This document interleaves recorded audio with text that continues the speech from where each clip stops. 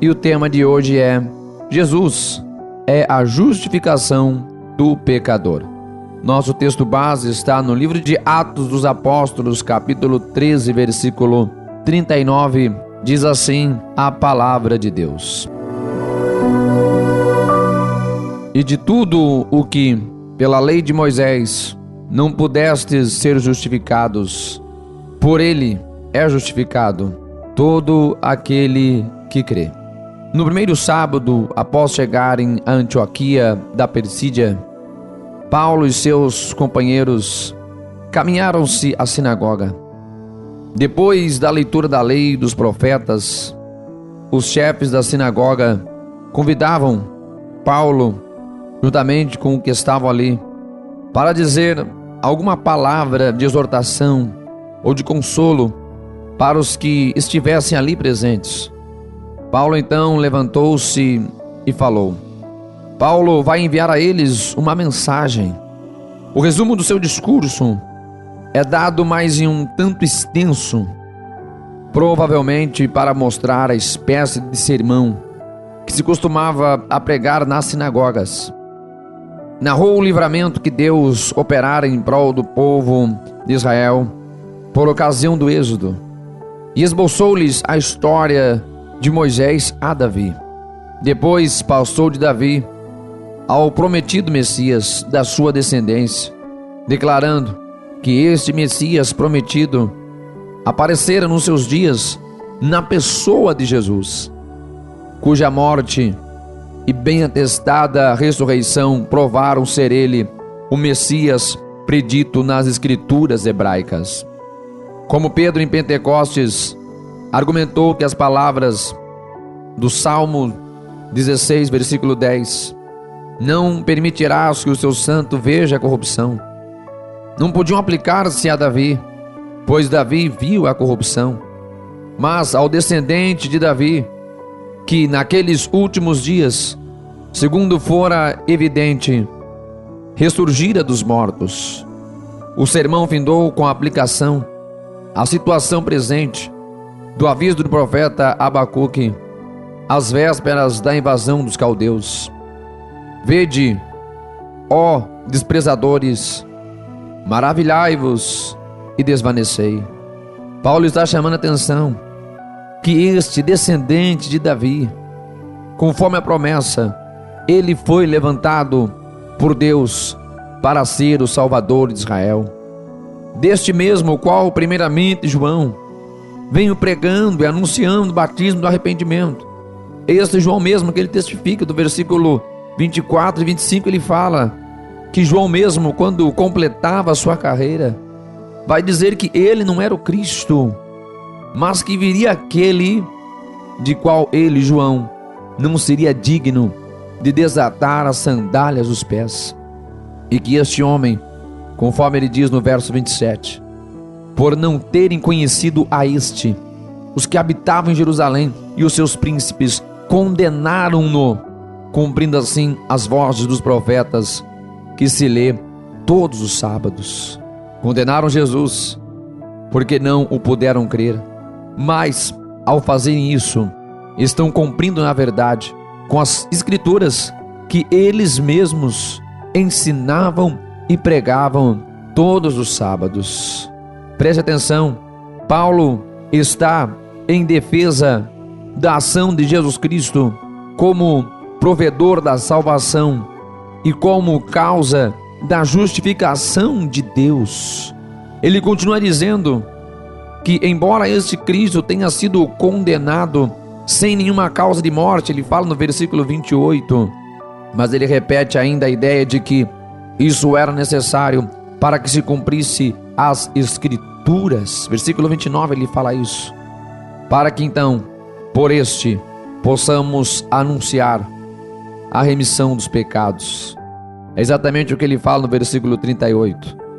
Tudo isso acontece com Jesus, este que vem da descendência de Davi, este do qual as escrituras testificam dele, é para que pudesse então, no sacrifício deste homem justo, deste homem sem pecado, pela morte dele, pudesse então anunciar a remissão de todos os pecados.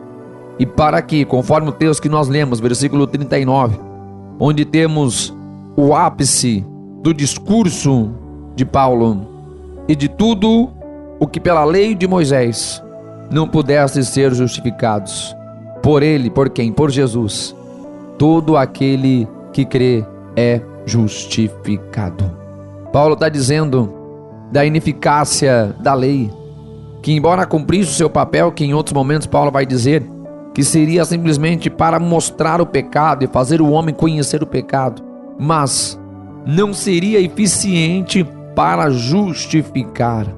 Por justificados entendemos que perdoados somos feitos justos, justos pelos méritos de Cristo. Aquele que cumpriu toda a lei, ele é justo. Jesus cumpriu toda a lei, é isso que ele fala. Não vim destruir a lei, mas vim cumpri-la.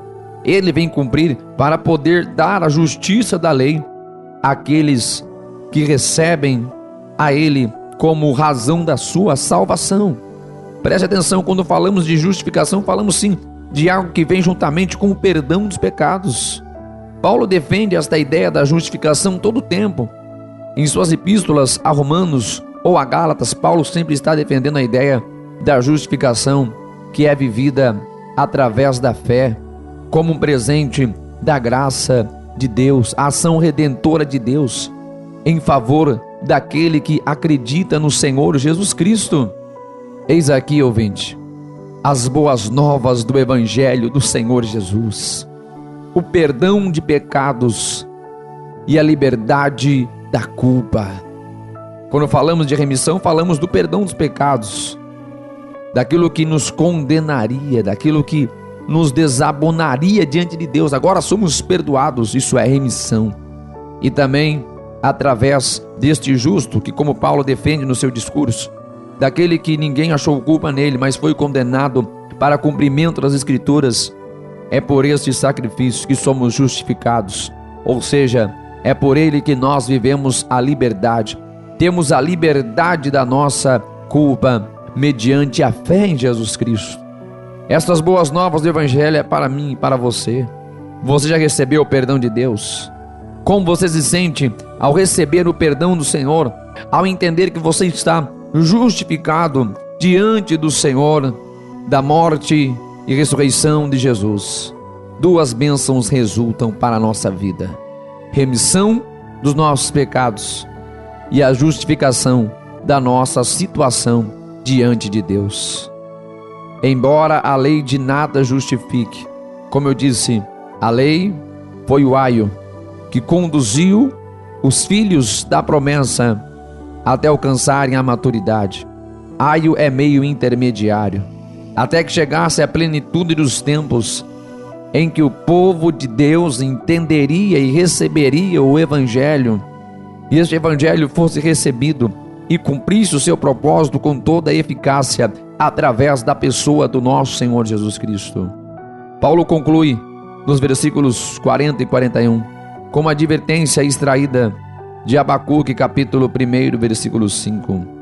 Vede, pois, que não venha sobre vós o que está dito nos profetas.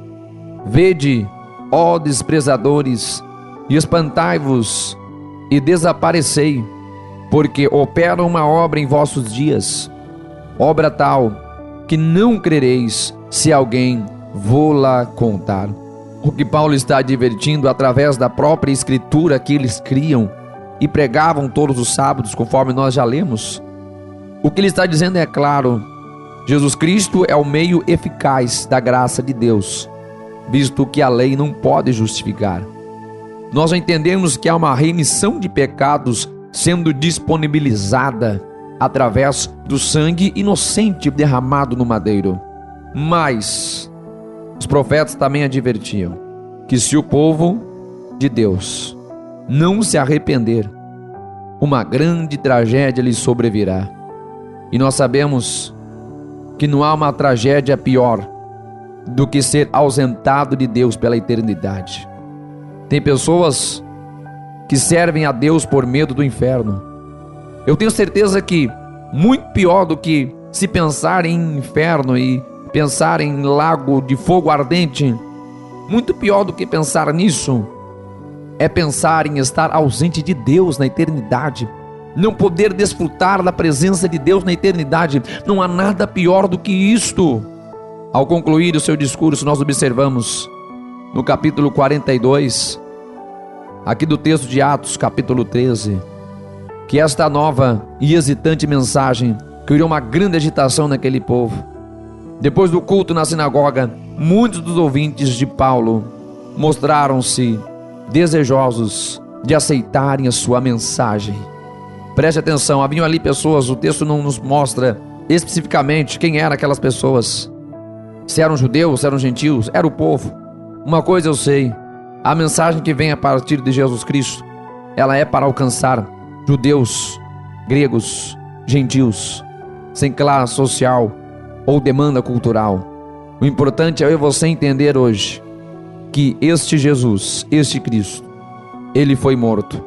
Este sangue inocente foi derramado para a remissão dos nossos pecados e também para nos fazer justos diante de Deus, para através destes méritos alcançados de um sangue puro, perfeito e inocente, nós pudéssemos desfrutar hoje novamente da presença de Deus em nossa vida e sermos livres das culpas e das consequências que o pecado pode trazer em nossa vida.